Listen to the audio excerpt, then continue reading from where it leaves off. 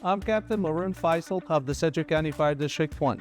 A smoke alarm like this can improve your family's chance of surviving a fire in your home by 50%, but it's not enough to install it and forget it. It should be tested every month and cleaned once a year. Otherwise, dust, pet hair, or paint residue could block the sensors and slow its response.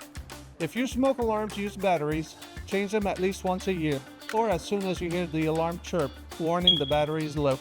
Some newer smoke alarms have extended life batteries that last about 10 years or until you hear the warning chirp. To learn more about fire prevention, visit the Sedgwick County Fire District 1 website.